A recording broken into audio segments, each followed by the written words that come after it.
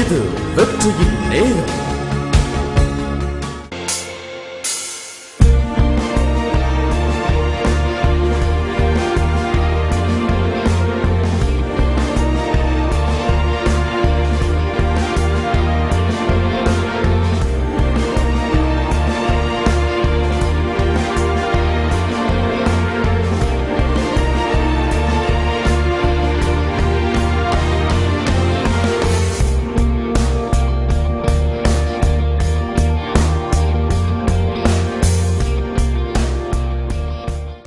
எல்லாரும் சொல்லுவோம், நான் ஒரு விசுவாசி, நான் அவிசுவாசி அல்ல.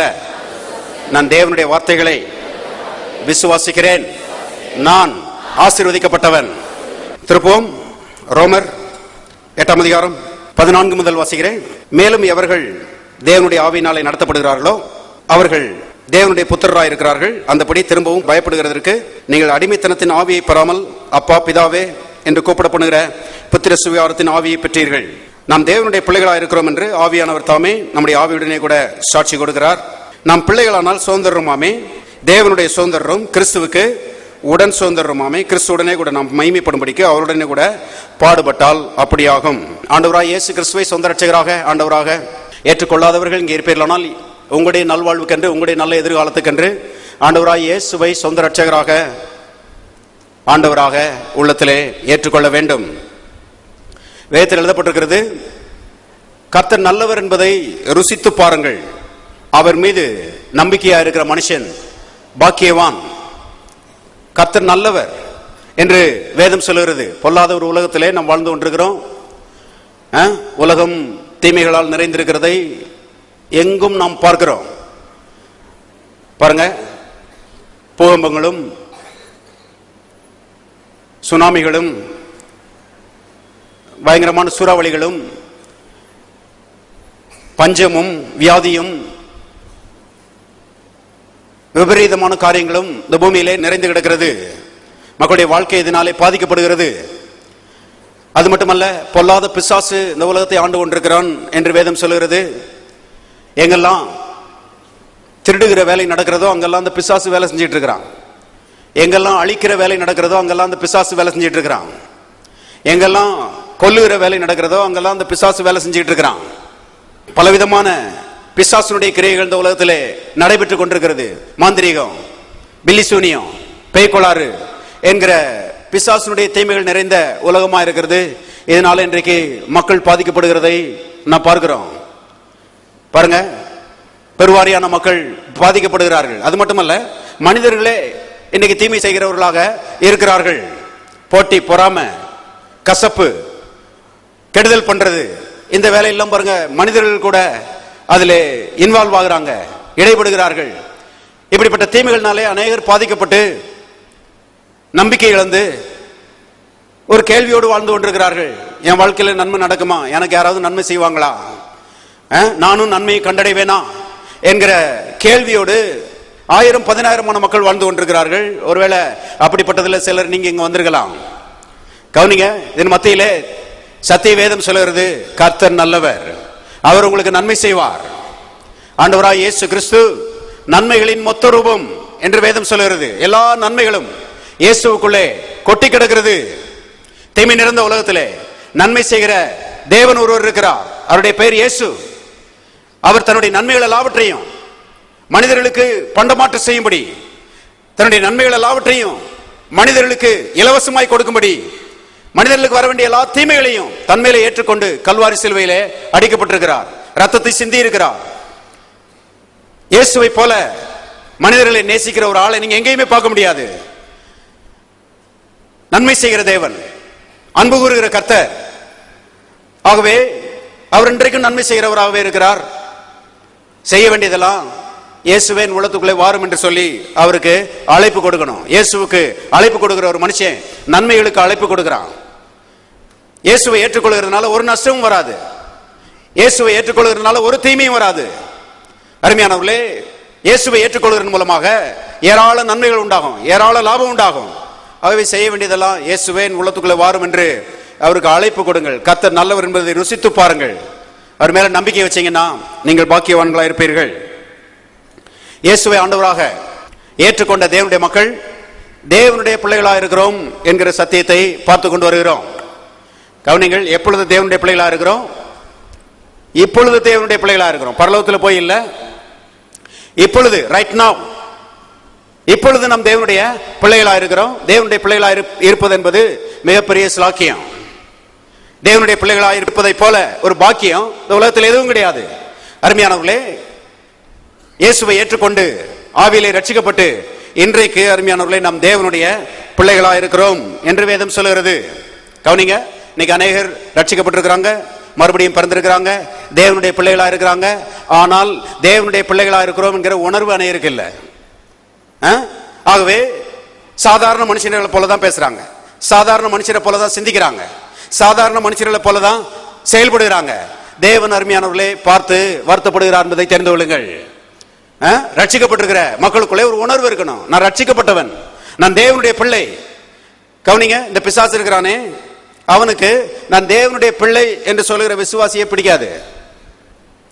நான் குப்பை தூசி, நான் அருகதையற்றவன் சொன்னா பிசாசுக்கு ரொம்ப பிடிக்கும். பரவாயில்ல, நல்ல ஆளு, நமக்கு ஏத்த ஆளுன்னு சொல்லி அவன் என்ன செய்யறான், அப்படிப்பட்ட ஆட்களை அவன் விரும்புகிறான். கவனிங்க, ஆனால் நான் தேவனுடைய பிள்ளை, நான் உன்னதமானவரின் மகன் என்று அருமையானவர்களே சொல்லுகிற ஆட்களை அவனுக்கு பிடிக்காது பாருங்க. ஏன்னா அவர்கள் பெரிய காரியங்களை செய்கிறவர்களா இருப்பார்கள், தேவன் அவர்கள் மூலமாய் கிரியை செய்வார். இது பிசாசுக்கு பிடிக்காது பாருங்க. இயேசு இந்த உலகத்தில் இருந்தபோது அவர் தன்னை குறித்த சத்தியங்களை அவர் அறிக்கை செய்கிறவராக இருந்தார். வேதத்தில் நீங்க வாசித்து பாருங்க, இயேசு ஒரு இடத்துல சொல்லுகிறார், நான் உயர்விலிருந்து உண்டானவன். என்ன அர்த்தம்னா, நான் தேவனால் உண்டானவன், நான் தேவனுடைய குமாரன் அப்படின்னு சொல்லி சொல்லுகிறவராய் அவர் இருந்தார். உடனே பிசாசு அவரை சோதிக்கிறதுக்கு வந்தான் பாருங்க. சோதிக்க வந்த போது அவற்றை விதமாக அவன் சொன்னான் என்று பார்க்கிறோம். வாசிங்க, மத்தேயு 4வது அதிகாரம் 3வது வசனம். அப்பொழுது சோதனைக்காரன் அவரிடத்தில் வந்து, நீர், எல்லாரும் சேர்ந்து வாசிங்க, தேவனுடைய குமாரனை ஆனால் இந்த கல்லுகள் அப்பங்களாகும்படி சொல்லும் என்றான். எப்படி ஒரு கொக்கிய போடுறான் பாருங்க. நீர் தேவனுடைய குமாரனை ஆனால், தேவகுமாரன் தேவகுமாரன் சொல்றீங்க இல்லையா, தேவனுடைய குமாரனை ஆனால் அதை நிரூபிச்சு காட்டுங்க அப்படின்னு சொல்லுகிறான். அருமையானவர்களே, கர்த்தர் ஒண்ணு அவனுக்கு நிரூபிக்கல. ஏன்னா அவர் தேவகுமாரன் நிரூபிக்க வேண்டிய அவசியம் கிடையாது. கவனிங்கள், அவருக்கு தெரியும் அவர் தேவகுமாரன். அருமையானவர்களே, ஆனா அந்த பிசாசனுடைய வஞ்சகத்தை பாருங்க, அதுல ஒரு சந்தேகத்தை ஏற்படுத்துறதுக்கு தான் வர்றான். இவர் தேவகுமாரன் என்பதிலே ஒரு சந்தேகத்தை ஏற்படுத்தி, நீர் தேவகுமாரன் இல்லை என்கிற ஒரு காரியத்தை உள்ள வச்சுட்டா இவர் இன்னெஃபெக்டிவா போயிடுவாரு, இவர் வல்லமையற்றவரா போயிடுவாருன்னு சொல்லி பிசாசுக்கு தெரியும். அதுல ஒரு சந்தேகத்தை ஏற்படுத்துறதுக்கு தான் பிசாசு சொல்லுகிறான், நீர் தேவனுடைய குமாரனை ஆனால் அப்படிங்கிறான் பாருங்க. இன்னொரு வசனத்தை பாருங்க, 5ல இருந்து வாசிப்போம். அப்பொழுது பிசாசு அவரை பரிசுத்த நகரத்துக்கு கொண்டு போய் தேவாலயத்து உப்பருகின் மேல் அவரை நிறுத்தி, எல்லாரும் சேர்ந்து வாசிங்க, நீ தேவனுடைய குமாரனை ஆனால் தாழ கொதியும். மறுபடியும் சொல்றான் பாருங்க, நீ தேவனுடைய குமாரனை ஆனால். அவனுடைய நோக்கமே அதுல ஒரு சந்தேகத்தை ஏற்படுத்தணும். கவனிங்க, இவர் தேவனுடைய குமாரன் சொல்றது பிசாசுக்கு பிடிக்கல. அதனாலதான் பாருங்க இந்த பரிசேயர்களை போய் கிளப்பி விட்டான். பிசாசு போய் பரிசேயர்கிட்ட இயேசுவை பற்றி கிளப்பி விடுறார், இவர் தேவகுமாரன் சொல்றாருன்னு. உடனே பரிசேயர்கள் வந்தாங்க, கல் எடுத்துட்டு வந்துட்டாங்க. கல் எடுத்துட்டு வந்து இயேசுவை பார்த்து சொல்றாங்க, நீர் உம்மை தேவகுமாரன் என்று சொல்லுகிறதுனாலே தேவதூஷணம் சொல்லுகிறீர் அப்படின்னு சொல்லிட்டு கல்லடிக்க வந்துட்டாங்க. இயேசு அவங்கள பார்த்து சொன்னாரு, நான் மட்டும் இல்ல, தேவ வசனத்தை பெற்றுக்கொண்ட எல்லாருமே தேவகுமாரர்கள் தான். உங்களுக்கு தெரியாதா? நீங்க அதை நம்புறது இல்ல, நீங்க அதை விசுவாசிக்கிறது இல்ல, அதனாலதான் பிசாசு மாதிரி செயல்படுறீங்க, அதனாலதான் கல் எடுத்துட்டு என்னை அடிக்க வர்றீங்க. ஆனால் தேவ வசனத்தை பெற்றுக்கொண்டவர்கள் எல்லாரும் தேவனுடைய குமாரர்களாக தான் இருக்கிறாங்க. நீங்க கூட தேவனுடைய பார்வையில தேவகுமாரர்களாக தான் இருக்கிறீங்க, ஆனா நீங்க விசுவாசிக்கல, அதான் உங்க பிரச்சனை என்று அருமையானவர்களே கர்த்தர் அவரிடத்திலே சொல்லுகிறதை யோவான் 10ல் நீங்க வாசிக்கலாம். கவனிங்கள், பிசாசுக்கு தேவகுமாரன் சொன்னா பிடிக்காது. ஆனா நான் சொல்றேன், பிசாசுக்கு எது பிடிக்காதோ அதை தான் நாம செய்யணும். நான் தேவகுமாரன் சொல்லி சத்தமா சொன்னா பிசாசுக்கு பிடிக்காது, ஆனா சத்தமா சொல்லணும், ஏன்னா அவனுக்கு பிடிக்காததான் நம்ம செய்யணும். கவனிங்கள், எத்தனை பேர் தேவனுடைய குமாரர்களா இருக்கிறீங்க? எல்லாரும் சொல்லுவோம், நான் ஒரு தேவகுமாரன். சத்தம் சரியா இல்ல, மறுபடியும் சொல்லுவோம், நான் ஒரு தேவகுமாரன். இன்னொரு முறை சொல்லுவோம், நான் ஒரு தேவகுமாரன். பிசாசு பார்க்கறான், இந்த பக்கமே வரக்கூடாதுன்னு. கவனிங்க, ஏன்னா அவனுக்கு பிடிக்காது. அருமையானவர்களே, நாம தேவனுடைய குமாரர்களா இருக்கிறோம். தேவன் நம்மை அவருடைய குமாரர்களாக மாற்றி இருக்கிறார். இதை பாருங்க, அறிந்து கொண்டு இதை குறித்த உணர்விலே தேவனுடைய மக்கள் வாழ வேண்டும் என்று கர்த்தர் விரும்புகிறார். பாருங்க, இந்த பரிசேயர்கள்லாம் ஒரு ஃபார்ம் ஆஃப் காட்லினஸ், அதாவது ஒரு தேவபக்தியின் வேஷம் தான் இருந்துச்சு. ஆனா அதற்குரிய பலன் அவங்களுக்கு இல்ல. ஏனென்றால் தங்களை தேவனுடைய குமாரர்கள் என்று விசுவாசிக்கவில்லை. சத்தியத்தை விசுவாசிக்கலன்னா சின்ன எண்ணங்கள் உடையவர்களாய் சின்ன ஆட்களா போயிடுறாங்க. பாருங்க, வெளியே தேவபக்தியின் வேஷம் இருக்குது. ஆனா நான் சொல்லுகிறேன், தேவனுடைய சத்தியங்களை விசுவாசிக்கிறவர்கள் அருமையானவர்களே எண்ணங்களிலே உயர்கிறார்கள். அவருடைய வாழ்க்கையும் உயர்த்தப்படும். உயர்ந்த மனிதர்களாய் அவர்கள் மாறுவார்கள். ஆகவே தேவகுமாரர்கள் என்கிற சத்தியத்தை அறிந்து கொண்டு அந்த உணர்விலே தேவனுடைய மக்கள் வாழ வேண்டும் என்று தேவன் விரும்புகிறார். தேவனுடைய பிள்ளைகள் என்றால் என்ன அடங்கி இருக்கிறது என்பதை நாம் பார்த்து கொண்டு வருகிறோம். பாருங்க, தேவனுடைய பிள்ளைகள் என்றால் தேவனுக்கும் நமக்கும் சில ஒற்றுமைகள் இருக்கிறது. தேவனை போல நாம் சிந்திக்கிறவர்களாய் இருக்கிறோம். தேவனை போல நாம் செயல்படுகிறவர்களாய் இருக்கிறோம். ஏனென்றால் நம்மை அருமையானவர்களே அவருடைய சாயலை உருவாக்கி இருக்கிறார். அவருடைய பலன் நமக்கு இருக்கிறது. அவருடைய ஆவியானவர் நமக்கு அருளப்பட்டிருக்கிறார். அவருடைய வார்த்தைகள் நமக்கு இருக்கிறது. அவருடைய நாமம் நமக்கு இருக்கிறது. அவரை போல அருமையான சிந்திக்க முடியும். அவரை போல பேச முடியும். அவரை போல செயல்பட முடியும். அவரை போல இந்த உலகத்திலே வெற்றி உள்ளவர்களாய் வாழ முடியும். தேவனுடைய மக்கள் பாருங்க, ஆழமாய் நம்ப வேண்டியது அவசியமா இருக்கிறது. நான் சாதாரண ஆள் கிடையாது, நான் வித்தியாசமான ஆளு, நான் தேவகுமாரன், தேவன் என்னோடு கூட இருக்கிறார் என்பதை பாருங்க நம்முடைய உள்ளுணர்வாக நாம் மாற்ற வேண்டும் என்று கர்த்தர் விரும்புகிறார். அது மட்டுமல்ல, தேவனுடைய பிள்ளைகளுடைய தேவைகளை தேவன் அபரிமிதமாக சந்திக்கிறார் என்பதை நாம் பார்த்தோம். ஒரு தகப்பன் என்னுடைய வைராக்கியம் என்னன்னா, தன்னுடைய பிள்ளைகளுடைய தேவைகளை அவன் சந்திக்கிறான். வேற யாரும் சந்திக்கணும்னு சொல்லி அவன் எதிர்பார்க்கறது இல்லை. நான் இருக்கிறேன், என் பிள்ளைக்கு நான் பிரயாசப்படுவேன், நான் உழைப்பேன், நான் சம்பாதிப்பேன், பிள்ளையுடைய தேவையை நான் சந்திப்பேன் என்று சொல்லி அருமையானவர்கள் தகப்பன் வைராக்கியம் பாராட்டுகிறான். நம்முடைய தேவன் அருமையானவர்களே கோடி மடங்கு அதிகம் என்பதை தெரிந்து கொள்ளுங்கள். எத்தனை பேர் தேவனுடைய பிள்ளைகளா இருக்கிறீங்க? கர்த்தருடைய ஆவியானவர் சொல்கிறார், உன்னுடைய தேவைகளை சந்திப்பதில் நான் வைராக்கியமா இருக்கிறேன். இப்ப உன்னுடைய பகுதி என்னன்னா, நீ அதை விசுவாசிக்கணும். தேவன் என்னுடைய தகப்பனா இருக்கிறார். பொல்லாதவர்களாகிய நீங்கள் உங்கள் பிள்ளைகளுக்கு நல்ல ஈவுகளை கொடுக்க அறிந்திருக்கும் போது, பரமபிதா தம்மிடத்தில் வேண்டிக் கொள்கிற தம்முடைய பிள்ளைகளுக்கு நன்மையான ஏவுகளை கொடுப்பது அதிக நிச்சயம் அல்லவா? நன்மையான ஏவுகளை கொடுப்பது அதிக நிச்சயம் அல்லவா? எல்லாரும் சொல்லுவோம், தேவன் எனக்கு நன்மையான ஏவுகளை கொடுப்பது அதிக நிச்சயம் அல்லவா? எத்தனை பேர் உண்மையா விசுவாசிக்கிறீங்க? நான் சொல்லுறேன், வருஷத்தின் ஆரம்பத்திலே இதை பிடிங்க. எனக்கு நன்மையான ஏவுகளை கொடுப்பது அதிக நிச்சயம். என் தேவன் எனக்கு நன்மையான ஏவுகளை கொடுப்பது அதிக நிச்சயம். அருமையானவர்களே, பிரயாசம் இல்லாமல் தேவனுடைய பலத்தினாலே ஆசீர்வாதங்கள் உங்களுடைய வாழ்க்கையில இறங்குகிறதை நீங்கள் காண்பீர்கள். பாருங்க, தேவனுடைய பிள்ளைகள் என்கிற சத்தியத்தை நம்ம விசுவாசிக்கணும். அது மட்டுமல்ல, நான் தேவனுடைய பிள்ளையா இருக்கிறேன். தேவன் என்னுடைய தேவைகளை அபரிமிதமாய் சந்திக்கிறார். எல்லாரும் சொல்லுவோம், அபரிமிதமாய் சந்திக்கிறார். அது மட்டுமல்ல, நாம் தேவனுடைய பிள்ளைகளா இருக்கிறபடினாலே தேவன் நம்மை பாதுகாக்கிறவராய் இருக்கிறார். தீமை நிறைந்த உலகத்தில் நாம் வாழ்ந்து கொண்டிருக்கிறோம்.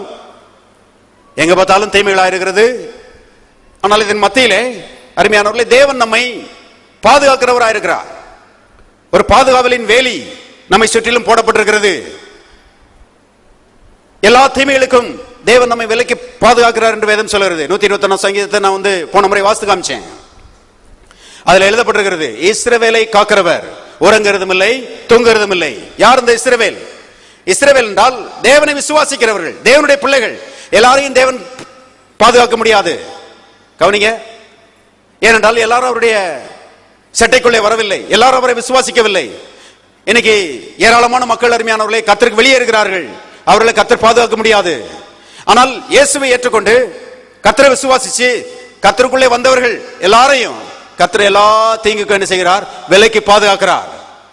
இஸ்ரவேலை காக்கிறவர், தேவன் தம்முடைய ஜனங்களை பாதுகாக்கிறார் என்று வேதம் சொல்கிறது. பாருங்க, ஒரு சில வாரங்களுக்கு முன்பாக நானும் என்னுடைய மனைவி மகன் 3 பேரும் பாருங்க கார்ல போனோம்.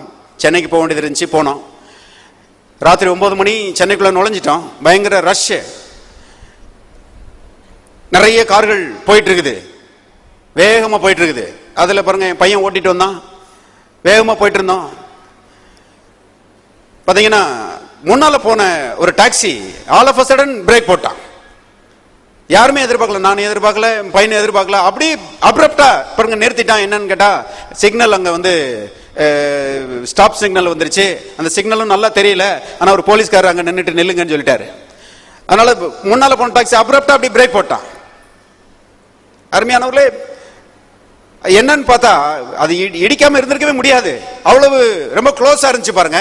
ஆனா கர்த்தருடைய கிருபை என்னன்னா, அற்புதமா எங்க வண்டி நின்றுச்சு. ஒரு சின்ன ஸ்கிராட்ச் கூட இல்ல. எனக்கு ரொம்ப ஆச்சரியமா இருந்துச்சு. கர்த்தருடைய ஆவியானவர் எனக்கு ஒரு வசனத்தை ஞாபகப்படுத்தினார். கர்த்தர் உன்னை எல்லா தீங்குக்கும் விலக்கி காப்பார். இன்னைக்கு இப்படிப்பட்ட ஆபத்துகள் இந்த உலகத்தில் இருக்குது. ஆனா நான் சொல்லுகிறேன், நம்முடைய தேவன் எல்லா ஆபத்துகளை பார்க்கலும் பெரியவர். அவர் எல்லா தீங்குக்கும் நம்மை விலக்கி பாதுகாப்பார். பாருங்க, இடங்களுக்கு போகாமல் வராமல் இருக்க முடியாது. ஆனால் இதன் மத்தியில கர்த்தர் நம்மை பாதுகாக்கிறவர் என்பதை ஆழமாய் விசுவாசிக்க வேண்டும். வாசிப்போம். யோவான் சுவிசேஷம் 17:9. நான் அவர்களுக்காக வேண்டிக் கொள்கிறேன், உலகத்துக்காக வேண்டிக் கொள்ளாமல் நீர் எனக்கு தந்தவர்களுக்காக வேண்டிக் கொள்கிறேன். எல்லாரும் சேர்ந்து வாசிங்க. அவர்கள் உம்முடையவர்களா இருக்கிறார்கள். இயேசு ஜெபம் பண்றாரு பாருங்க. யோவான் 17 வந்து இயேசுனுடைய பரிந்து பேசுதலின் ஜெபம். இயேசு பாருங்க தம்மை விசுவாசித்த தம்முடைய மக்களுக்காக இங்கே ஜெபிக்கும் பொழுது அவர்கள் உம்முடையவர்களா இருக்கிறார்கள். they belong to you. இன்னைக்கு நம்மளை பார்த்து அப்படிதான் சொல்லிட்டு இருக்கிறார் இயேசு. நீங்கள் தேவனுடையவர்களா இருக்கிறீர்கள், நீங்கள் தேவனுக்கு சொந்தக்காரர்களா இருக்கிறீர்கள், தேவனுடைய பிள்ளைகளா இருக்கிறீர்கள். அருமையானவர்களே, இப்ப 12ஆம் வசனத்தை வாசிங்க. நான் அவருடனே கூட உலகத்தில் இருக்கையில் அவர்களை, எல்லாரும் சேர்ந்து வாசிப்போம், உம்முடைய நாமத்தினாலே காத்து கொண்டேன். நீர் எனக்கு தந்தவர்களை காத்து கொண்டு வந்தேன். வேத வாக்கியம் நிறைவேறத்தக்கதாக கேட்டின் மகன் கெட்டு போனான் அல்லாமல் அவர்களில் ஒருவனும் கெட்டு போகவில்லை. இயேசு இந்த உலகத்தில் இருந்த போது அருமையானவர்களே, தம்முடைய சீஷர்களை, தம்மை விசுவாசித்தவர்களை அவர் காத்து கொண்டார் என்று நாம் பார்க்கிறோம். கெட்டு போகாமல், அழிந்து போகாமல். அருமையானவர்களே, இயேசு அவர்களை காத்து கொண்டார் என்று நாம் இங்கே பார்க்கிறோம். இன்றைக்கும் அதே பணியை இயேசு தொடர்கிறார். ஏனென்றால் இயேசு நேற்றும் இன்றும் என்றும் மாறாதவர். இன்றைக்கு தேவனை விசுவாசிக்கிறவர்கள் கெட்டு போகாமல், அழிந்து போகாமல் இயேசு அருமையானவர்களை பாதுகாக்கிறார் என்பதை தெரிந்து கொள்ளுங்கள். யோவான் 10 திருப்புங்க. 27 இருந்து வாசிப்போம். என் ஆடுகள் என் சத்தத்துக்கு செவி கொடுக்கிறது, நான் அவைகளை அறிந்திருக்கிறேன், அவைகள் எனக்கு பின் செல்கிறது, நான் அவைகளுக்கு நித்திய ஜீவனை கொடுக்கிறேன், அவைகள் ஒரு காலம் கெட்டு போவதில்லை, ஒருவனும் அவைகளை என் கையிலிருந்து பறித்துக் கொள்வதும் இல்லை. அவைகளை எனக்கு தந்த என் பிதா எல்லாரிலும் பெரியவராயிருக்கிறார், அவைகளை என் பிதாவின் கையிலிருந்து பறித்துக் கொள்ள ஒருவனாலும் கூடாது. கவனிங்க, இயேசுங்க சொல்லுகிறார், என் ஆடுகள் என் கரத்தில் இருக்கிறது, அவைகளை ஒரு காலம் ஒருவனும் என்னிடத்திலிருந்து பறித்துக் கொள்வதில்லை. ஒருவன்னா அந்த பிசாசை பற்றி இயேசு பேசுகிறார் என்பதை தெரிந்து கொள்ளுங்கள். பிசாசு மனிதர்களை அழிக்கிறதுக்கு தான் இந்த உலகத்தில் வேலை செஞ்சிட்டு இருக்கிறான். ஆனால் என் ஆடுகளை எந்த பிசாசும் அழிக்க முடியாது. கவனிங்க, என் ஆடுகள் என் கரத்தில் இருக்கிறது, என்னுடைய பிள்ளைகள் என் கரத்தில் இருக்கிறார்கள். என்னுடைய கரத்தில் இருந்து எந்த பிசாசும் என்னுடைய பிள்ளைகளை பறிக்க முடியாது. என்ன அருமையான ஒரு சத்தியம். நாம் எல்லாரும் இயேசுவின் கரத்தில் இருக்கிறோம்.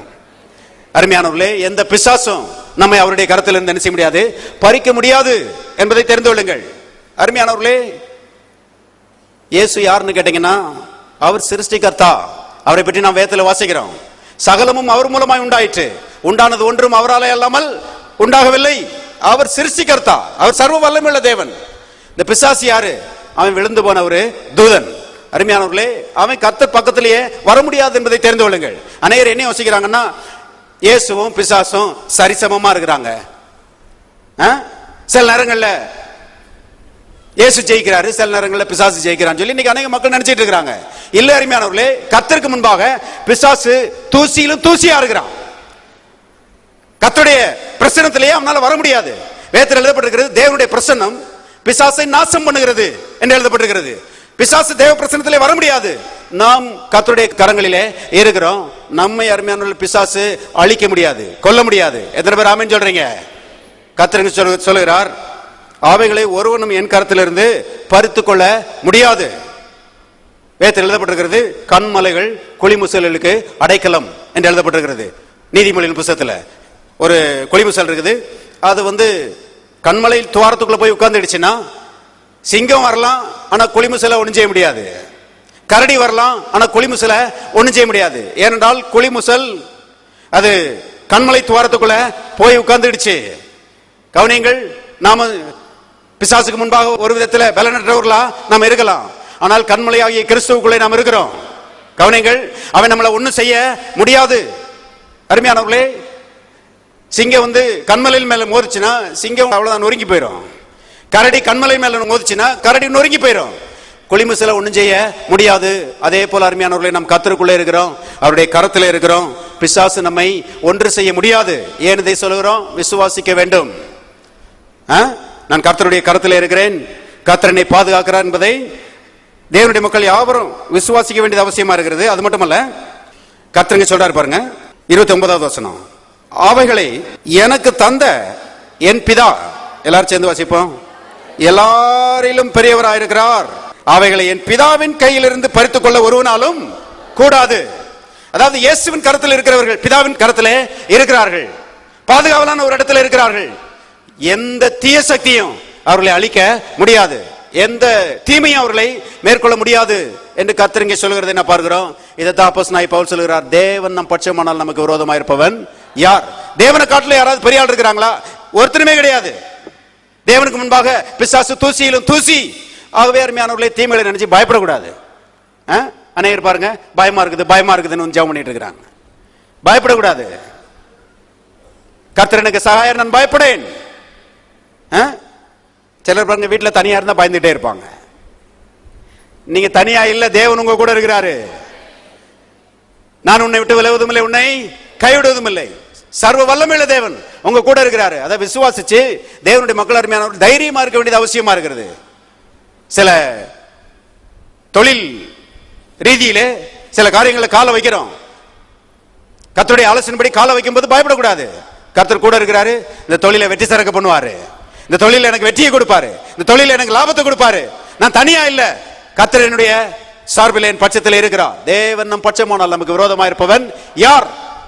அருமையானவர்களே, ஆகவே கர்த்தருடைய கரம் நம்மை தாங்கிக் கொண்டிருக்கிறது. நம் கர்த்தருடைய கரத்தில் இருக்கிறோம்.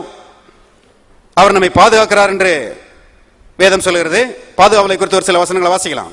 சங்கீதம் 91 4வது வசனம், அவர் தமது சிறகுகளாலே உன்னை மூடுவார், அவர் செட்டைகளின் கீழே அடைக்கலம் போவாய், அவருடைய சத்தியம் உனக்கு பரிசையும் கேடகமாகும். எல்லாரும் சொல்லுவோம், கர்த்தர் தமது சிறகுகளாலே என்னை மூடுவார், அவருடைய செட்டையின் கீழே நான் அடைக்கலம் போவேன்.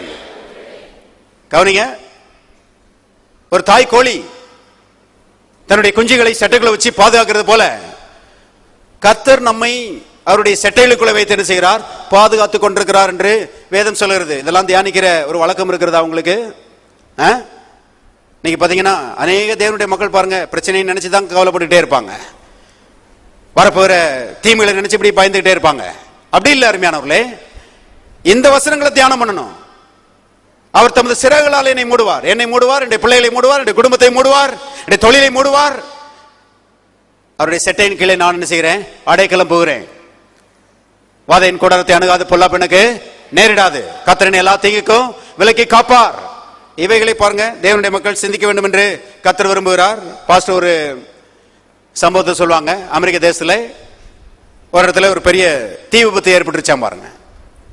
தீ விபத்து ஏற்பட்ட உடனே தீயணைப்பு வீரர்கள் அங்க வந்தாங்க, பிரயாசப்பட்டு அந்த தீயை அணைச்சாங்க.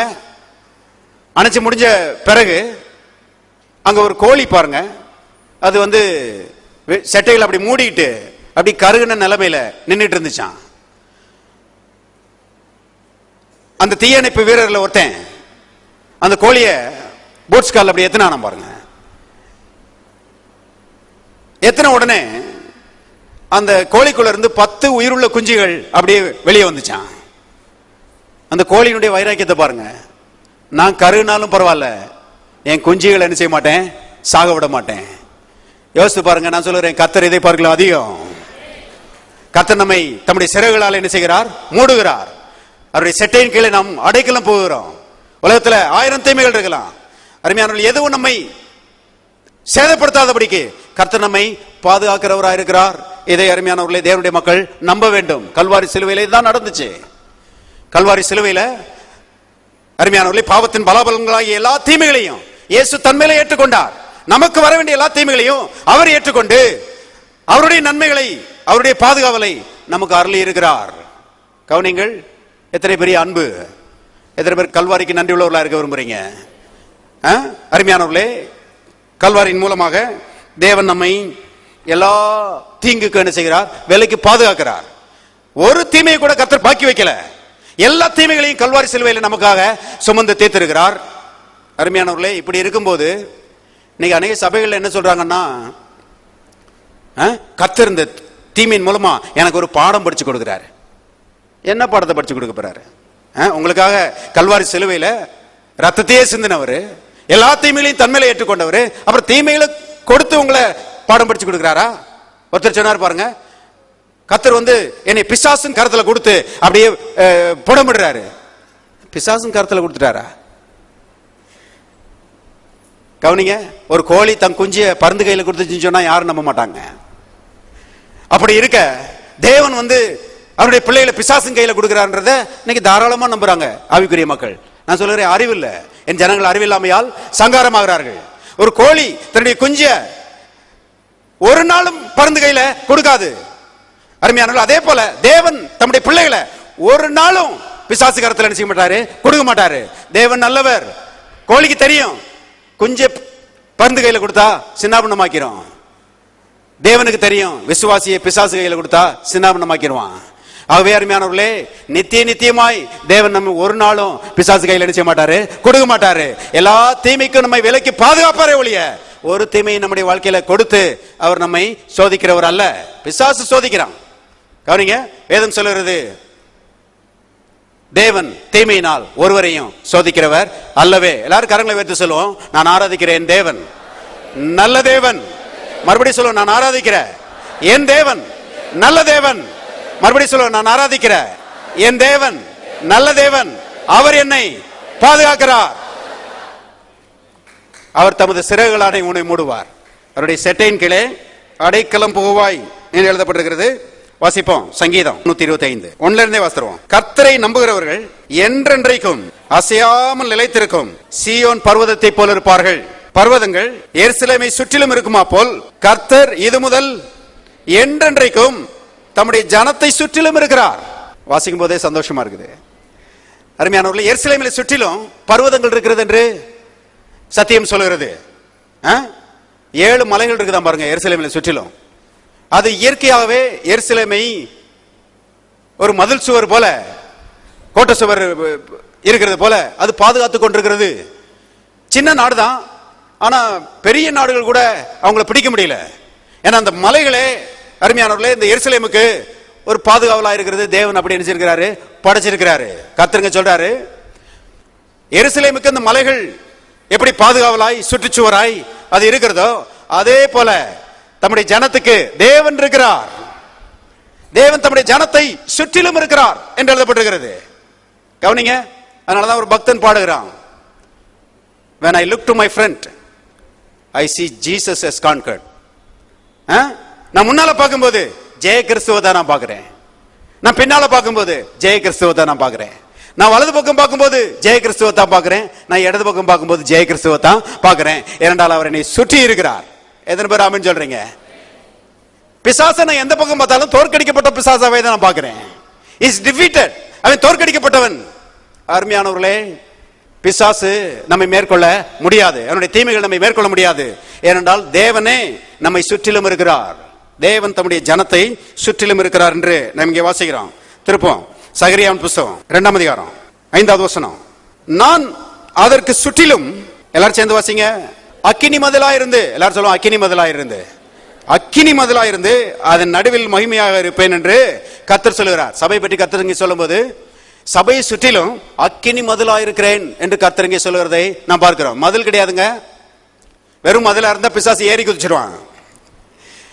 ஆனா கர்த்தருங்க சொல்றாரு, நான் அக்கினி மதிலா இருக்கிறேன், பக்கத்துல வந்தானா எரிஞ்சு போயிருவான் அவன். என்ன அருமையானவர்களே, பாதுகாவலின் தேவன், எவ்வளவு பெரிய பாதுகாவல் நமக்கு இருக்கிறது. இதெல்லாம் யோசிக்கும் போது அருமையால் கர்த்தரை துதிக்காமல் இருக்க முடியாது. கர்த்தாவே உமக்கு ஸ்தோத்திரம். என்னை சுற்றிலும் அக்கினி மதிலாய் நீர் என்ன செய்கிறீர் இருக்கிறீர். தீமைகள் ஊடுருவாதபடி, தீமைகள் என்னை சேதப்படுத்தாதபடி, தீமைகள் என்னை அழிக்காதபடி நீர் எனக்கு பாதுகாவலாக இருக்கிறீர் கர்த்தாவே. நான் உம்முடைய பிள்ளை, நீர் என்னுடைய தகப்பன், நீர் என்னை பாதுகாக்கிறவர், உம்மை துதிக்கிறேன். கவனிங்க, ஃபயர் வால் அப்படின்னு சொல்றாங்க. இன்னைக்கு பாருங்க, கம்ப்யூட்டர் இருக்குது பாருங்க. கம்ப்யூட்டர் வந்து ரொம்ப பிரயோஜனமான ஒரு உபகரணம், நல்ல ஒரு பொருள் பாருங்க. கர்த்தர் இந்த சந்ததிக்கு கொடுத்த ஒரு கிஃப்ட். அதன் மூலமாக லட்சோப லட்ச மக்கள் வேலை எடுத்து சம்பாதிச்சு நல்லா இருக்கிறாங்க. கம்ப்யூட்டருக்காக கர்த்தருக்கு ஸ்தோத்திரம். ஆனா நிறைய ஆவிக்குரிய மக்கள்கிட்ட போய் நீங்க கேட்டீங்கன்னா அவங்க சொல்லுவாங்க கம்ப்யூட்டர் ஒரு பிசாசும்பாங்க. கவனிங்க, கம்ப்யூட்டர் ஒரு பிசாசு இப்படி சொல்லுகிற ஆட்கள்லாம் இருக்கிறாங்க பாருங்க. எதெல்லாம் நன்மையா இருக்குதோ அதெல்லாம் பிசாசுன்னு சொல்லிடுவாங்க. ரட்சிக்கப்படுகிற வரைக்கும் கொஞ்சம் நல்லா தான் செஞ்சிருப்பாங்க. ரட்சிக்கப்பட்ட பிறகு பாருங்க, மூளையை கழட்டி ஷெல்ஃப்ல வச்சிடுறது, குருட்டுத்தனமா ஏதாவது சொல்றது, இப்படி எல்லாம் இன்னைக்கு ஆவிக்குரிய மக்கள் இருக்கிறாங்க பாருங்க. அருமையானவர்களே, நான் கேள்விப்பட்டேன் பாருங்க, ஃப்ரிட்ஜ் வந்த புதுசுல ஒரு சபையில சொன்னாங்களாம், ஃப்ரிட்ஜ்ங்கிற பிசாசுனுடைய சரக்கு ஒண்ணு வந்திருக்குது, வாங்கிடாதீங்க. வாங்கினீங்கன்னா அந்த ஃப்ரிட்ஜில் எப்படி குளிர்ச்சியா இருக்குதோ அந்த மாதிரி நீங்களும் ஆவிக்குரிய ரீதியில குளிர்ந்து போயிருவீங்க. அதனால ஃப்ரிட்ஜை வாங்காதீங்கன்னு சொல்லி ஒரு சபையில பிரசங்கம் பண்ணாங்களாம். என்ன பாருங்க, நன்மைகள் எல்லாம் பிசாசுன்னு சொல்லிடுறாங்க. ஆனால் வேதம் சொல்லுகிறது, நன்மையான எந்த ஈவும் பூரணமான எந்த வரமும் பரத்திலே உண்டாகி ஜோதிகளின் பிதாவினிடத்திலிருந்து இறங்கி வருகிறது. நான் சொல்லுற எல்லா நன்மைகளும் என் தேவனிடத்திலிருந்து வருகிறது. ஃப்ரிட்ஜ் வாங்கலாமா, கம்ப்யூட்டர் வாங்கலாமா? நல்லா வாங்க, அது கர்த்தர் கொடுக்கிற ஈவு. கவனிங்க, ஃப்ரிட்ஜும் பிசாசு கிடையாது, கம்ப்யூட்டரும் பிசாசு கிடையாது. ரொம்ப பிரயோஜனமான ஒரு உபகரணம் பாருங்க. அதுல இந்த கம்ப்யூட்டர் வந்து அதுல ஒரு வைரஸ் சொல்றாங்க. அந்த கம்ப்யூட்டருக்குள்ள இந்த வைரஸ் நுழைஞ்சிருச்சுன்னா அது எவ்வளவு நல்ல கம்ப்யூட்டரா இருந்தாலும், எவ்வளவு விலை கூடின கம்ப்யூட்டரா இருந்தாலும் அப்படியே பாருங்க ஷட் டவுன் ஆயிருது, அது ஆஃப் ஆயிருது. என்னன்னு கேட்டா வைரஸ் போயிடுச்சு கம்ப்யூட்டருக்குள்ள அப்படின்னு சொல்லி சொல்றாங்க. இப்ப அந்த வைரஸை அழிச்சால் ஒழிய கம்ப்யூட்டர் வேலை செய்யாது. அதுக்கு பாருங்க, கம்பெனிகள் வந்து இந்த ஆன்டி வைரஸ் சாஃப்ட்வேர் கொடுக்குறாங்க, அந்த வைரஸ்களை அழிக்கக்கூடிய சாஃப்ட்வேரை கொடுக்குறாங்க. அதுல ஒரு கம்பெனி அந்த ஆன்டி வைரஸ் சாஃப்ட்வேர் கொடுக்கிற கம்பெனி அவங்களுடைய அந்த சாஃப்ட்வேருக்கு ஒரு பேர் வச்சிருக்காங்க. என்ன பேருனா ஃபயர் வால், அக்கினி மதில் அப்படின்னு சொல்லி பேர் வச்சிருக்காங்க. எங்க கம்பெனியுடைய சாஃப்ட்வேரை நீங்க போட்டீங்கன்னா உங்க கம்ப்யூட்டருக்கு அக்கினி மதில் மாதிரி இருக்கும் எங்க சாஃப்ட்வேர். வைரஸ் உள்ள நுழையாது, உள்ள வைரஸ் பக்கத்துல வந்துச்சுன்னா எரிஞ்சு போயிடும் வைரஸ். ஏன்னா எங்களுடைய சாஃப்ட்வேர் வந்து அக்கினி மதில் அப்படின்னு சொல்லி பேர் கொடுத்திருக்காங்க. கவனிங்க, கம்ப்யூட்டருக்கு ஃபயர் வால் தேவைப்படுதுன்னு சொல்லி இப்ப கண்டுபிடிச்சிருக்காங்க. நமக்கு ஃபயர் வால் தேவைப்படுதுன்னு சொல்லி கர்த்தர் அன்னைக்கே கண்டுபிடிச்சிட்டாரு. கண்டுபிடிச்சிட்டு அருமையானவர்களே, கர்த்தர் சொல்றாரு, நான் தான் ஃபயர் வால், உனக்கு நான் தான் ஃபயர் வால், உன்னை சுற்றிலும் நான் அக்கினி மதிலா இருக்கிறேன். பிசாசு பக்கத்துல நெருங்க முடியாது, பயப்படாத, தைரியமா இரு, முன்னேறி செல்லு, உங்கூட நான் இருக்கிறேன், எந்த தீமை உன்னைய மேற்கொள்ளாது. எத்தனை அருமையான தேவன்! எத்தனை பேர் சந்தோஷமா இருக்கிறீங்க? அருமையானவர்களே, தீமை நிறைந்த உலகத்தில் இருக்கிறோம், தெய்வீக பாதுகாவல் நமக்கு உண்டு. எல்லாரும் சொல்லுவோம், தெய்வீக பாதுகாவல் எனக்கு உண்டு. வாசிப்போம், சங்கீதம் 34:7. கர்த்தருடைய தூதன் அவருக்கு பயந்தவர்களை சூழ பாளையம் இறங்கி அவர்களை என்ன செய்கிறார்? விடுதலை ஆக்குகிறார். தேவன் நம்மளை சுத்தி இருக்கிறது மட்டுமல்ல, தேவ தூதர்கள் நம்மை சுற்றிலும் இருக்கிறாங்க. கவனிங்க, தேவ தூதர்கள் நம்மை சுற்றிலும் இருக்கிறாங்க. ஏராளமான தேவ தூதர்கள் நம்மை சுற்றிலும் இருக்கிறாங்க. உங்க வீட்டை சுற்றிலும் இருக்கிறாங்க, உங்க படுக்கை அறையில தேவ தூதர்கள் இருக்கிறாங்க. அருமையானவர்களே, தேவ தூதர்களை குறித்த ஒரு உணர்வு நமக்கு வரட்டும். எழுதப்பட்டிருக்கிறது, கர்த்தருக்கு பயந்தவர்களை சூழ தேவ தூதர்கள் பாளையம் இறங்கி அவர்கள் என்ன செய்கிறார்கள்? விடுவிக்கிறார்கள். சில ஆட்கள் பாருங்க, எப்போதும் இந்த பிசாசையே நினைச்சிட்டு இருப்பாங்க. பாஸ்டர், ராத்திரி நேரத்தில் சல் சல் சல் சத்தம் கேட்குது பாஸ்டர், பிசாசு வந்துட்டான் போல. ஏன் தேவதூதன் வந்துட்டான்னு சொல்லி நீங்க நினைக்க மாட்டேங்கிறீங்க. ஆனா சத்தியம் சொல்றது தேவதூதன் தான் இருக்கிறான். ஒருவேளை கொஞ்சம் சத்தம் கேட்டா கூட, கர்த்தாவே தேவதூதனுக்கு நன்றி அப்படி சொல்லுங்க.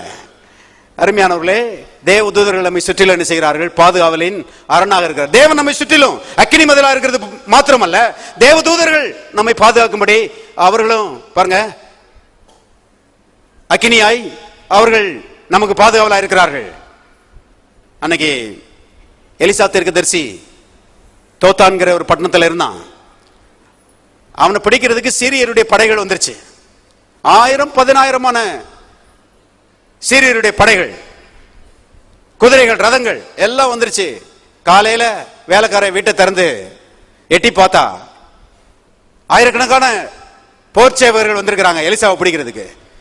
குதிரைகள், ரதங்கள் வந்திருக்குது. அதை பார்த்த உடனே ஐயோ என் ஆண்டவனே என்ன செய்வோம் சொல்லி அலறிட்டான். எலிசா சொன்னாரு, ஹோல்டான், ரொம்ப பயப்படாத, அவர்களோடு இருப்பவர்களை பார்க்கலாம் நம்மோடு இருக்கிறவர்கள் அதிகம். எலிசாவுடைய வேலைக்காரன் கேயாசி இருக்கிறானே, அவனுக்கு நம்ப முடியல. அவன் இன்னும் பாருங்க திரு முடிச்சிட்டு தான் இருக்கிறான். உடனே பாருங்க எலிசா ஜெபம் பண்ணாரு, ஆண்டவரே இந்த பயலுடைய கண்ணை கொஞ்சம் திறந்து விடுங்க ஆண்டவரே. கர்த்தர் அவனுடைய கண்ணை திறந்து விட்டாரு. திறந்து விட்ட மாத்திரத்துல அவன் பார்த்தான் பாருங்க, இவங்களை சுத்திலும் அக்கினிமயமான குதிரைகளும் ரதங்களும் இருந்துச்சான். அங்க வெறும் குதிரை தான் நிக்குது, இங்க எல்லாம் அக்கினிமயமான ரதங்கள் இருக்குது. கவனிங்க அருமையானவர்களே, அப்படிப்பட்ட ஒரு பாதுகாவல் நமக்கு இருக்கிறது. ஏனென்றால் நாம் தேவனுடைய பிள்ளைகளா இருக்கிறோம். விசுவாசிக்கணும். போகும்போது வரும்போதும் அக்கினிமயமான ரதங்களுக்காக, குதிரைகளுக்காக நன்றி ஆண்டவரே. அன்னைக்கு அத்தனை போர்ச்சேவர்கள் வந்திருந்தாங்க, அத்தனை குதிரைகள், அத்தனை ரதங்கள். அருமையானவர்களே, எலிசாவை பிடிக்க முடியவில்லை, எலிசாவை கொல்ல முடியவில்லை. ஏனென்றால் தேவனுடைய பாதுகாவல் அவனுக்கு இருந்தது. கர்த்தர் சொல்றாரு, அந்த மாதிரி நீ விசுவாசி. பழைய ஏற்பாட்டை பார்க்கலாம் புதிய ஏற்பாடு மேன்மையான ஒரு ஏற்பாடு. பழைய ஏற்பாட்டில் உள்ள ஆசீர்வாதங்களை பார்க்கலாம் புதிய ஏற்பாட்டில் இன்னும் அதிகமான ஆசீர்வாதங்கள் இருக்கிறது, இன்னும் அதிகமான பாதுகாவல் இருக்கிறது. இதை விசுவாசம்னா பாருங்க நம் தைரியம் அந்த உலகத்திலே வாழ முடியும். அருமையான இன்னொரு குறிப்பை நான் சொல்றேன். தேவனுடைய பாதுகாவல் நமக்கு இருக்கிறதுனால அது ஆட்டோமேட்டிக்கா பலிக்கும் சொல்லி எதிர்பார்க்க முடியாது. இன்னைக்கு சில ஜனங்கள் இப்படிதான் சொல்லிட்டு இருக்காங்க, கர்த்தர் பாதுகாக்கிறவர் தானே, பாதுகாத்திருக்கலாம்ல. கர்த்தருடைய பாதுகாவல் ஆட்டோமேட்டிக்கா வர்றது இல்லை. அருமையானவர்களே, நமக்கு சில பொறுப்புகள் இருக்கிறது என்று வேதம் திட்டமாய் போதிக்கிறது. திருப்போம் நீதிமொழிகள் 18:10 கர்த்தரின் நாமம் பலத்த துருகம், நீதிமான் அதற்குள் ஓடி சுகமாயிருப்பான். எல்லாரும் சொல்லுவோம் ஓடி. கவனிங்க, நீதிமான் சும்மா இருந்தால் சுகமாயிருப்பான் போடல. நீதிமான்கள் சும்மா இருக்க கூடாது என்பதை தெரிந்து கொள்ளுங்கள். அருமையானவர்களே, கர்த்தர் நம்மை பாதுகாக்கிறவராக இருக்கிறார். அவருடைய வார்த்தைகள் நமக்கு இருக்கிறது, அவருடைய தூதர்கள் நம்மை பாதுகாக்கிறவர்களாக இருக்கிறார்கள். ஆனால் நாம செய்ய வேண்டிய சில வேலைகள் இருக்கிறது என்று கர்த்தருடைய ஆவியானவர் சொல்கிறார். There is a Godward part and there is a manward part. தேவன் செய்ய வேண்டிய சில காரியங்கள் இருக்கிறது, மனுஷன் செய்ய வேண்டிய சில காரியங்கள் இருக்கிறது. தேவன் செய்ய வேண்டிய காரியங்களை மனுஷன் செய்ய முடியாது, மனுஷன் செய்ய வேண்டிய காரியங்களை தேவன் செய்ய மாட்டார். கவனிங்கள், இங்க நீதிமான் சும்மா இருந்தா அவன் சுகமா இருப்பான் போடல. நீதிமான் கர்த்தருடைய நாமத்துக்குள் ஓடி சுகமா இருப்பான் எழுதப்பட்டிருக்கிறது. சில பிரயாசம் இருக்கிறது. அருமையானவர்களே, விசுவாசம் என்பது ஒரு போராட்டம், விசுவாசம் என்பது ஒரு பிரயாசம் என்று கர்த்தர் சொல்கிறார். அருமையான கர்த்தருடைய வார்த்தைகளை கேட்கணும், கர்த்தருடைய வார்த்தைகளை தியானிக்கணும், கர்த்தருடைய வார்த்தைகளுக்கு கீழ்ப்படியணும்.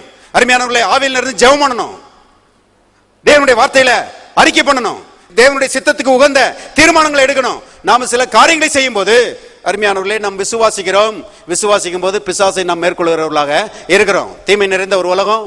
அருமையானவர்களே, நம்முடைய எதிரியாகிய பிசாசு இருக்கிறானே, 24 மணி நேரமும் நமக்கு விரோதமாக என்ன செய்கிறான்? செயல்பட்டு கொண்டிருக்கிறான். அவனை மடங்கடிக்கணும், அவனை விரட்டி அடிக்கணும். அருமையானவர்களை, வெற்றி பெற வேண்டுமானால் நாம் சில காரியங்களை செய்ய வேண்டும். விசுவாசத்துக்கு ஏதுவான சில காரியங்களை நாம் செய்ய வேண்டும். நீதிமான் அதற்குள் ஓடி சுகமாயிருப்பான் என்று எழுதப்பட்டிருக்கிறது. இன்னைக்கு அநேக ஆவிக்குரிய மத்தியில் ஒரு கருத்து நிலவுகிறது. என்னன்னா, அதுக்கு ஆங்கிலத்தில் விதமா சொல்றாங்க, நோ ஃபால்ட் ரிலிஜன் சொல்றாங்க. அதாவது என்ன நடந்தாலும் சரி அது ஏன் தப்பு கிடையாது. ஏதாவது நடந்துச்சுன்னா அது தேவ சித்தம் எடுத்துக்கிடுவோம், ஏதாவது நடக்கலன்னா அது தேவ சித்தம் இல்லைன்னு எடுத்துக்கிடுவோம் சொல்லி அநேகர் நம்புகிறார்கள். அருமையான பிசாசனுடைய பொய் என்பதை தெரிந்து கொள்ளுங்கள்.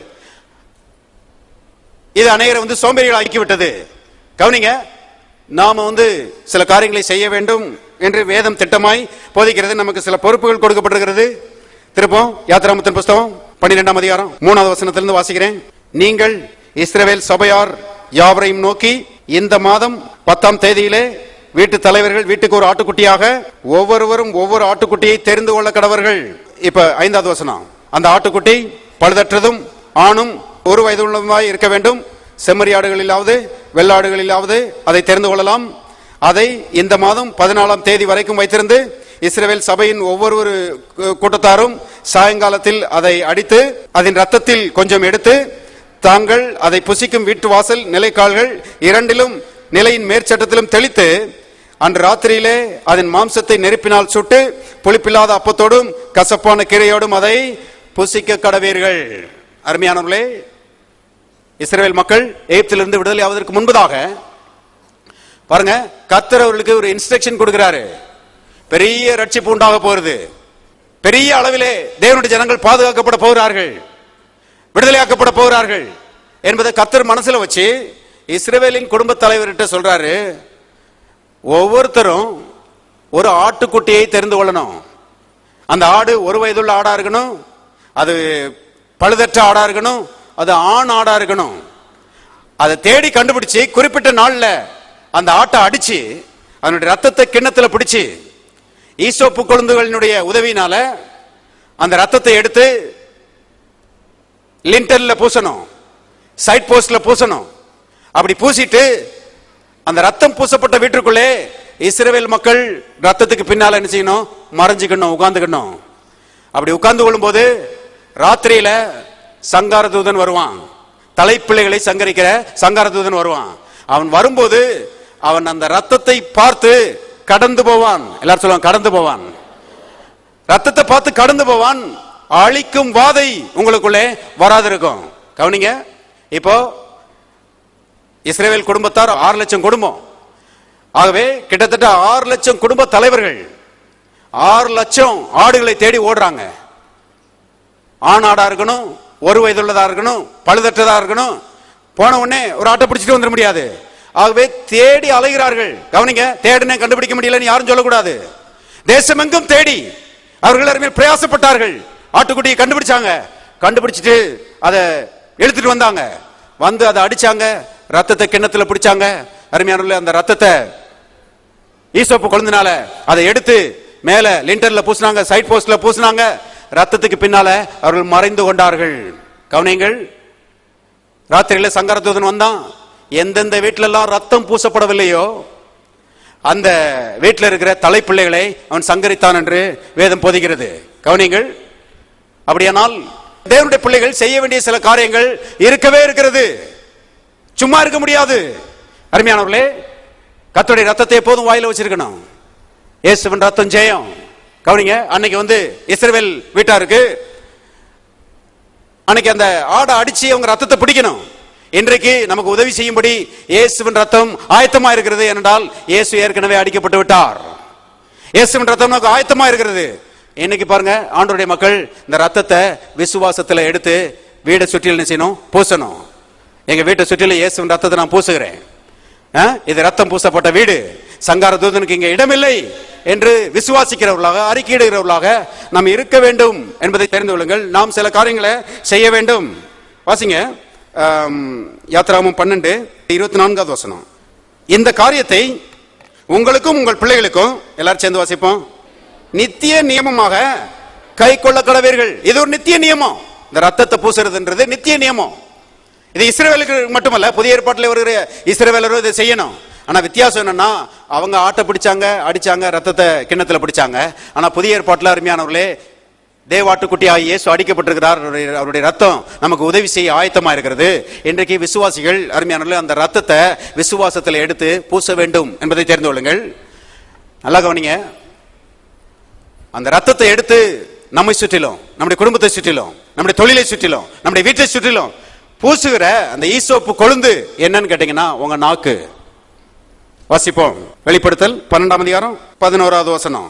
மரணம் நேரிடுகிறதா இருந்தாலும் அதற்கு தப்பும்படி தங்கள் ஜீவனையும் பாராமல் ஆட்டுக்குட்டியின் ரத்தத்தினாலும் தங்கள் சாட்சியின் வசனத்தினாலும் அவனை ஜெயித்தார்கள். கவனிங்க, இங்கே விசுவாசிகள் ஆட்டுக்குட்டியின் ரத்தத்தினால பிசாசை ஜெயித்தார்கள். எல்லாரும் சொல்லுவோம், ஆட்டுக்குட்டியின் ரத்தத்தினாலும் என்னுடைய சாட்சியின் வசனத்தினாலும் நான் பிசாசை மேற்கொள்கிறேன். மறுபடியும் சொல்லுவோம், ஆட்டுக்குட்டியின் ரத்தத்தினாலும் என்னுடைய சாட்சியின் வசனத்தினாலும் நான் பிசாசை மேற்கொள்கிறேன். பாருங்க, நாம சும்மா இருக்க முடியாது. அருமையானவர்களே, இந்த வசனத்தினுடைய அர்த்தம் என்ன தெரியுமா? இயேசுவின் ரத்தம் என்னவெல்லாம் நமக்கு செய்திருக்கிறது என்று வசனம் சொல்லுகிறதோ அந்த வசனத்தை எல்லாம் கண்டுபிடிக்கணும். தேடி கண்டுபிடிச்சு அதை ஒரு பேப்பர்ல அல்லது ஒரு அட்டையில எழுதி அந்த வசனங்களை சாட்சியாய் நாம் அறிவிக்கிறவர்களா இருக்கணும். கவனிங்க, சும்மா இருந்தா பிசாசு அவனுடைய சித்தத்தை நடப்பிச்சுட்டு போயிடுவான். ஆனால் அவனை பாருங்க எழுத்து நிக்கணும். அப்படியானால் ரத்தத்தை பற்றி தேவனுடைய வசனம் என்ன சொல்லுகிறதோ அதை வாயில வைக்கணும். வேதம் சொல்லுகிறது, ரத்தத்தினாலே பிசாசுடைய கரத்திலிருந்து கர்த்தர் நம்மை மீட்டு எடுத்திருக்கிறார். அது மட்டுமல்ல, இயேசுவின் ரத்தத்தினாலே நம்முடைய பாவங்களற நாம் கழுவப்பட்டிருக்கிறோம். இயேசுவின் ரத்தம் நம்முடைய மனசாட்சியை சுத்திகரித்திருக்கிறது. இயேசுவின் ரத்தம் நம்மை தேவனோடு இணைத்திருக்கிறது. எல்லாம் வேதத்தில் இருக்கிறது. தேடி கண்டுபிடிக்கணும், சும்மா இருக்க முடியாது. வசனங்களை பேப்பர்ல எழுதணும். எழுதிட்டு அருமையான ஓயாம தேவனுடைய வசனங்களை சொல்லுகிறவர்களாய் நம்ம இருக்கும்போது பிசாசை நாம் மேற்கொள்வர்களாக இருக்கிறோம். தீமைகளை பிசாசு கொண்டு வருகிறோம். தீமைகளை நாம் ஜெயிக்கிறவர்களாக இருக்கிறோம். நமக்கு சில பொறுப்புகள் இருக்கிறது. அவனிங்க கடைசியா ஒரு பாயிண்ட் மட்டும் சொல்லி முடிச்சிடுறேன். நோவா இருக்கிறானே, அன்னைக்கு நோவா கர்த்தர் சொன்னாரு, கொப்பேர் மரத்தினால ஒரு பேழையை உண்டாக்கு. கவனிங்க, அந்த பேழையினுடைய நீளம் எவ்வளவுனா 450 அடி நீளம், 75 அடி அகலம், 45 அடி உயரம். சரியா நம்ம சர்ச்சு மாதிரி 2 மடங்கு பேழை. கவனிங்க, 3 அடுக்கு அதை செய்யணும்னு சொல்லி கர்த்தர் சொன்னாரு. ரொம்ப கஷ்டமா இருக்குது ஆண்டவரே அப்படின்னு சொல்லிட்டு சும்மா இருந்திருந்தானா அருமையானவர்களே, நோவாவும் அந்த வெள்ளத்துக்கு தப்பிச்சிருக்க முடியாது. இப்ப நோவா தேவனுடைய வார்த்தையை கேட்டான், கீழ்ப்படியும்படி அர்ப்பணித்தான். யாரும் எப்படி இருக்கட்டும், நான் தேவனுடைய வார்த்தைகளுக்கு கீழ்ப்படிய போகிறேன்னு சொல்லி அருமையான கீழ்ப்படிந்து பேழையை செய்தான். அது லேசான விஷயம் கிடையாது. இன்னைக்கு சில ஆட்கள் சொல்றாங்க பாருங்க, I will do it if it is ஈஸிம்பாங்க. ஈஸியா இருந்தா நான் செய்வேன். இல்ல ஈஸியா இருக்குதோ கஷ்டமா இருக்குதோ, கர்த்தர் சொல்லிட்டாருன்னா செய்ய போறேன். எத்தனை பேர் ஆமென் சொல்றீங்க? கர்த்தருடைய வார்த்தையின்படி நான் செயல்பட போகிறேன். இதான் விசுவாசம். பாருங்க, நோவாவுக்கு கஷ்டமா தான் இருந்துச்சு, ஆனா பிரயாசப்பட்டான். பல வாரங்கள், பல மாதங்கள், பல வருஷங்கள் பிரயாசப்பட்டு தேவன் சொன்னபடியே பேழைய உண்டாக்குனா. அதை உள்ளும் புறமும் கீழ் பூசினான் போட்டுக்குது. ஓட்டையெல்லாம் அடைச்சான். ஏன்னா ஓட்டை இருந்துச்சுன்னா தண்ணி உள்ள வந்துடும். ஆகவே எல்லாவற்றையும் பாருங்க தேவன் சொன்னபடியே செய்து முடித்தான். கடைசியில் நீங்க பாத்தீங்கன்னா கர்த்தர் வந்தாரு, நோவாவையும் அவனுடைய குடும்பத்தையும் பேழைக்குள்ள போக வச்சு அவரே கதவை பூட்டிட்டாரு. கர்த்தருடைய திட்டங்களுக்கு நோவா அருமையானவர்களே ஒத்துழைப்பு கொடுத்தான். இந்த காலை வேளையிலே அருமையானவர்களே கர்த்தர் நம்மகிட்ட அதான் பேசிட்டு இருக்கிறாரு. வசனங்களை எடு, விசுவாசத்துல எங்கூட என்ன செய்ய, ஒத்துழைப்பு கொடு. தெய்வீக பாதுகாவல் உன்னுடையதாக இருக்கும். நோவாவை சுற்றிலும் கோடிக்கணக்கான மக்கள் செத்து போனார்கள், ஆனால் நோவாவும் அவனுடைய குடும்பமும் பாதுகாவலா இருந்தார்கள். எத்தனை பேர் பாதுகாவலா இருப்பீர்கள் என்று விசுவாசிக்கிறீங்க? அருமையானவர்களே, நாம செய்ய வேண்டிய காரியங்கள் இருக்குது பாருங்க. கர்த்தருடைய வார்த்தைகளை கேட்கணும், ஆழமா அதை கேட்கணும், அதை விசுவாசிக்கணும், அதை கீழ்ப்படும்படி நம்மை அர்ப்பணிக்க வேண்டும். அப்படி செய்யும் போது நாம் பாதுகாவலாக இருப்போம். கடைசி வசனம் வாசிக்கலாம். நீதிமொழிகள் 1ஆம் அதிகாரம் 33வது வசனம். எல்லாரும் சேர்ந்து வாசிப்போம். எனக்கு செவி கொடுக்கிறவன் எவனோ அவன் விக்னமின்றி வாசம் பண்ணி ஆபத்துக்கு பயப்படாமல் அமைதியா இருப்பான். எத்தனை பேர் கர்த்தருக்கு செவி கொடுக்கிறீங்க? கர்த்தர் சொல்றாரு, எனக்கு செவி கொடுக்கிறவன் எவனோ, என்னுடைய வார்த்தைக்கு தன்னை அர்ப்பணிக்கிறவன் எவனோ, என்னுடைய வார்த்தைக்கு கீழ்ப்படுகிறவன் எவனோ அவன் விக்னமின்றி வாசம் பண்ணி ஆபத்துக்கு பயப்படாமல் என்ன செய்வான்? அமைதலா இருப்பான். ஆபத்து நிறைந்த உலகத்தில் வாழ்ந்துட்டு இருக்கிறோம். கர்த்தர் நமக்கு பாதுகாவலை வைத்திருக்கிறார். அருமையானவர்களே, இப்ப கர்த்தர் என்ன சொல்றாருன்றத ஆழமாய் கேட்க வேண்டியது அவசியமா இருக்கிறது. தீர்மானம் வரும்போது கர்த்தர் என்ன சொல்கிறார் என்பதை கேட்க வேண்டியது மிக அவசியமா இருக்கிறது. ஒரு சகோதரன் சொன்னார் பாருங்க, பாஸ்டர் ஒரு குறிப்பிட்ட விஷயத்துல கர்த்தர் என்ன சொல்றாருன்னு கேட்காம இறங்கிட்டேன் பாஸ்டர். அப்படி கேட்காம இறங்குனதுனால பட்ட கஷ்டத்துக்கு அளவே கிடையாது. கர்த்தர்ட்ட கேட்டிருந்தா சொல்லி இருந்திருப்பாரு. அருமையானவர்களே கவனிங்க, கர்த்தர் சொல்றாரு, காதை நல்லா தீட்டி ஆழமா நான் என்ன சொல்றேன்னு கேளு. ஒவ்வொரு தீர்மானம் வரும்போது என்னுடைய ஆலோசனையை கேளு, அதன்படி நட. பாதுகாவல் உனக்கு இருக்கிறது. வீணான பிரச்சனைகளை போய் நீ என்ன செய்ய மாட்ட, சிக்கிக்கொள்ள மாட்ட. உன் கால் சிக்கிக்கொள்ளாதபடி கர்த்தர் உன்னை என்ன செய்வார்? பாதுகாப்பார். வேடனுடைய கண்ணிக்கு அவர் உன்னை பாதுகாப்பார். பாலாக்கும் கொள்ளை நோய்க்கு அவர் உன்னை பாதுகாப்பார். கர்த்தருடைய வார்த்தைகளை கேளுங்க, அதை விசுவாசிங்க. கர்த்தருடைய வார்த்தைக்கு உங்களை அர்ப்பணிங்க. கர்த்தருடைய வார்த்தையின்படி நடங்க. பாதுகாவல் உங்களுக்கு இருக்கிறது. பாதுகாவலா இருப்பீர்கள். கர்த்தர் உங்களை ஆசீர்வதிப்பார்.